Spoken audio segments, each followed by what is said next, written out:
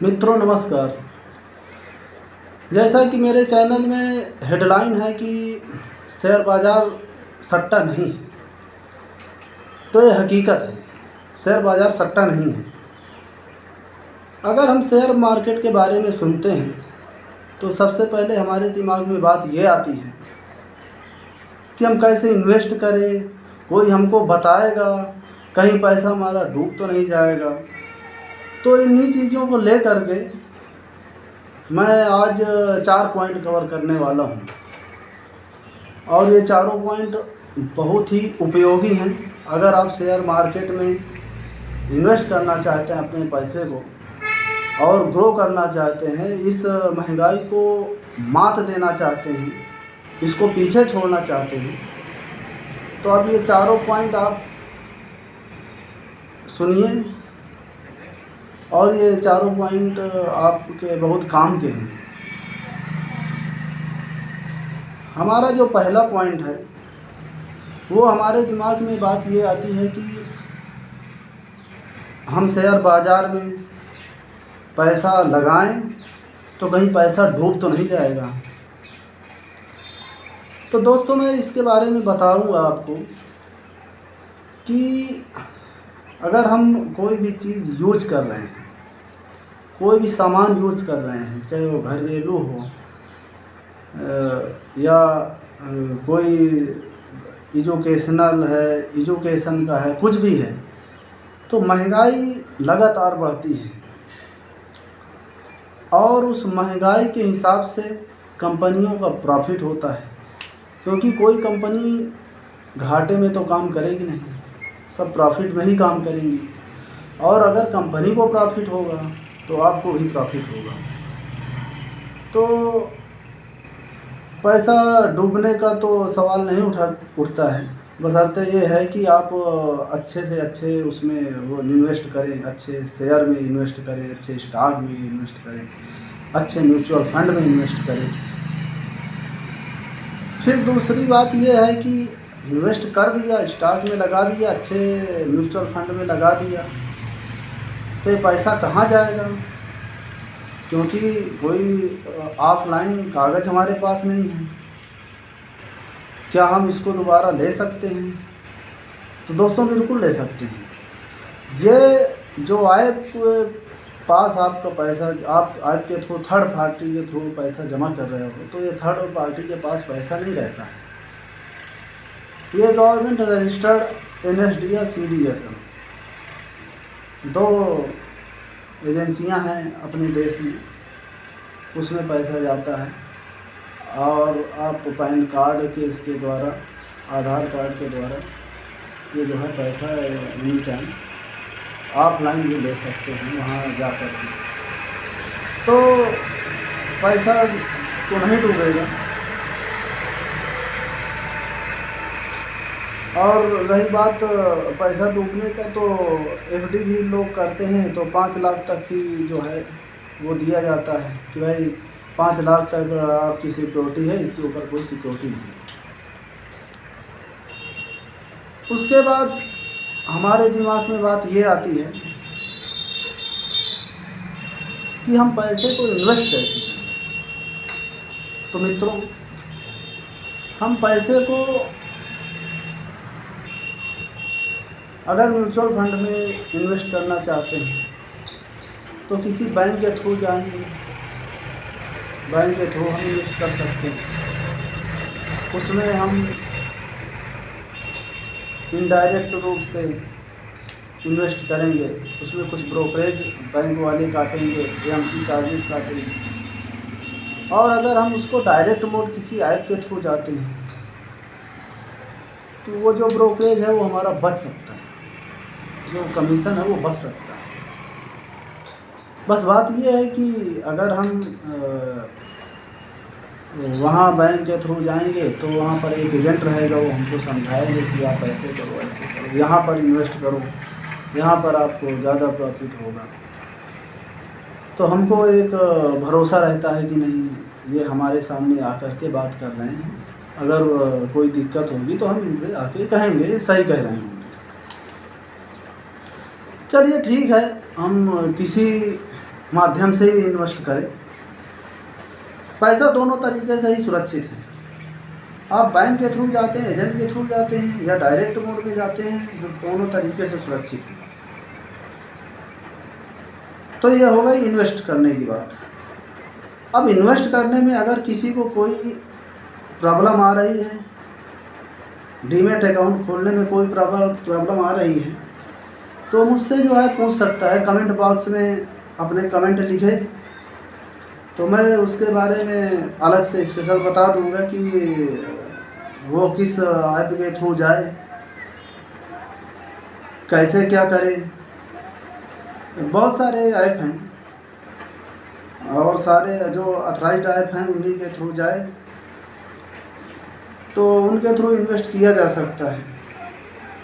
फिर तीसरा पॉइंट है जो कि बहुत ज़रूरी है, इन्वेस्ट करें तो कहाँ करें, पैसा लगाएं तो कहाँ लगाएं। मित्रों, हमने डीमैट अकाउंट खोल लिया, हम पैसा लगाने की तो सोच रहे हैं, पैसा है हमारे पास, लेकिन पैसा लगाएं तो कहाँ लगाएं, इन्वेस्ट करें तो कहाँ करें। और एक बात मैं और आपको बता दूं, इसमें एक बात और आपको याद रखना है कि शेयर मार्केट में आप इन्वेस्ट कुछ शर्तों के साथ ही करें। उनसे आप पूरी तरीके से मुक्त होने चाहिए। जैसे आपके पास कोई लोन ना हो, आपके पास इमरजेंसी फंड हो, कम से कम 6 से 7 महीने का जो खर्च है आपका पर मंथ का, उतना पैसा आपके पास हो, हेल्थ इंश्योरेंस हो, उसके बाद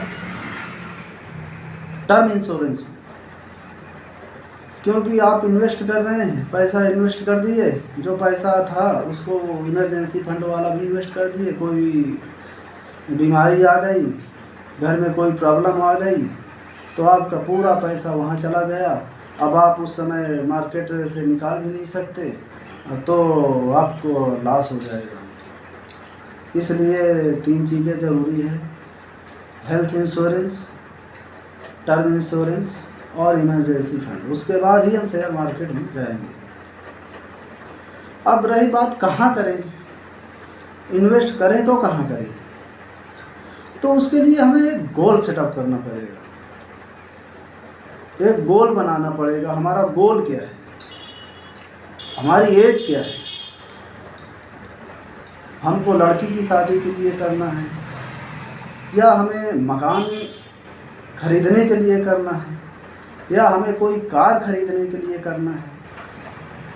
ये जो हमारे गोल हैं, बच्चे की पढ़ाई के लिए करना है, ये सब हमारे गोल हैं। तो हम गोल के हिसाब से इन्वेस्ट करेंगे और हर गोल का अलग टाइम है, उस टाइम के हिसाब से इन्वेस्ट करना है। अगर आपने गलत फंड और गलत टाइम के लिए ले लिया तो फिर आपके लिए शेयर मार्केट सट्टा हो जाएगा, क्योंकि आप जितना टाइम वो फंड मांग रहा है उतना आप दे नहीं पाएंगे। आपको बीच में ज़रूरत पड़ेगी, आप बीच में छोड़कर भाग जाएंगे, तो आपके लिए सट्टा है। फिर चौथी बात है, बिना किसी गाइडलाइन के कैसे करें,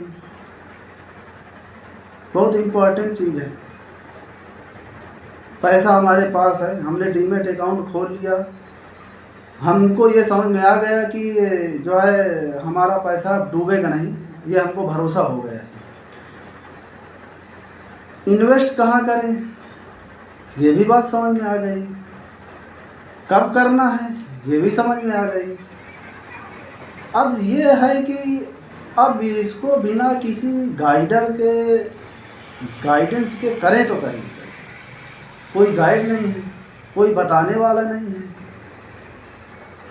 हाँ, बैंक में आप जाएंगे तो एजेंट कुछ बताएंगे, लेकिन डायरेक्ट मोड में कैसे करेंगे। तो मित्रों, उसके लिए आप जो है इस चैनल को सब्सक्राइब कर लीजिए लाइक कर लीजिए, जिससे आपको सारे वीडियो इससे मिलते रहेंगे। जितने भी एजुकेशनल वीडियो हैं आपको टाइम टू टाइम मिलते रहेंगे, आप इनको देखते रहिए। आपको किसी गाइड की कोशिश रहेगी कि आपको सारी बातें बताई जाएं, रिकमेंडेशन नहीं रहेगी। पैसा आपका है, आपकी गाड़ी कमाई का है, तो पैसा आप इन्वेस्ट करिए और अपने विवेक से करिए। किसी के कहने पर ना कहिए, मेरे कहने पर ना कहिए, आप अपने विवेक से इस्तेमाल करिए। आपकी गाड़ी कमाई का पैसा है। तो हम यहाँ तक पहुँचे कि इन्वेस्ट करें तो पैसा डूब नहीं जाएगा, ये भरोसा हो गया। कहाँ करें और कैसे करें, बिना गाइड के करें तो कैसे करें, ये भी मैंने अपना बता दिया जो मेरा व्यू था। तो दोस्तों, अगर इस चैनल की आपकी बातें ऐसा लगा आपको कि नहीं, इस चैनल की बातें ज्ञानवर्धक रही हैं और आप इससे कुछ एजुकेट हुए हैं, तो इस चैनल को प्लीज़ सब्सक्राइब कर लीजिए और लाइक कर दीजिए, शेयर कर दीजिए। धन्यवाद।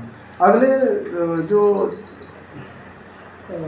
रहेगा हमारा वीडियो, उस वीडियो में हम आगे की कुछ बातें करेंगे मार्केट संबंधी, कि जो हमने गोल बनाए हैं